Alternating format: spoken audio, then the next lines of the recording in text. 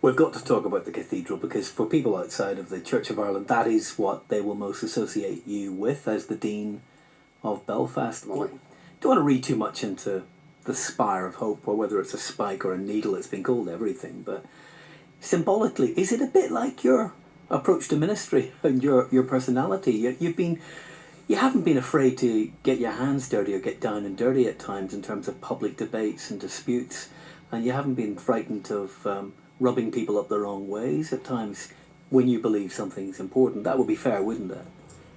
I'm not as aggressive as maybe that would suggest. I'm actually quite a cuddly bunny. Ask my wife. I do what she tells me. But I think that there are standards. There are standards of truth. There are standards of public propriety. And I think one of the most dangerous things about being a preacher of the gospel, which I would also regard myself as being, is that you've got to hold yourself accountable by those standards. And there's a bit of an evangelical tradition in me. You don't grow up in the 6 Mile Valley in the time that I grew up in it without that. And I believe that there will come a time when McKelvey is accountable to the God who gave him life for that life. And from that perspective, quite genuinely, I do not give tuppence about what anyone else thinks about me. I would worry that my actions might put people off the God and the Christ that I attempt to serve. But I am not in the business of currying people up. Do you have any regrets about your approach to ministry? No. The ship you've been captaining has been travelling through some rocky waters recently. Not particularly. Lots of public discussion about a crisis at the Belfast Cathedral and the Dean leaving as a consequence, or possibly as a consequence of that crisis, I don't know. No, the Dean was going to leave when he was 65. He's now 69 coming. And there is an aspect of that I'm not prepared to go into in public because it involves employment rights, etc. Some people have attempted, even through Facebook, to put the point of view across that the choral tradition has vanished from Belfast Cathedral. I only wish they'd been at any of the services over the past 2 Sundays.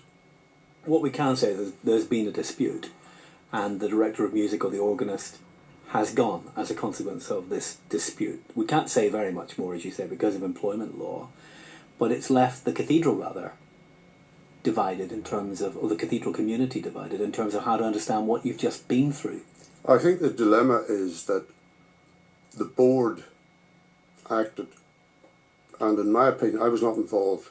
I've not been at a board meeting in 2 years. I stepped back totally from this issue. The board made its decision, and I believe made it with integrity, made it with considerable insight, and after having ticked every possible box that it could have ticked. Others may dispute that, but I have not the slightest shred of conscience or qualms about the decision.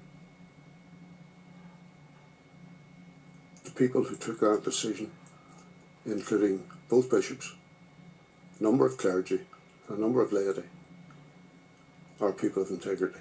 And Archbishop Eames was involved at some point as well, was he? That's an aspect of it that I'm not prepared to discuss.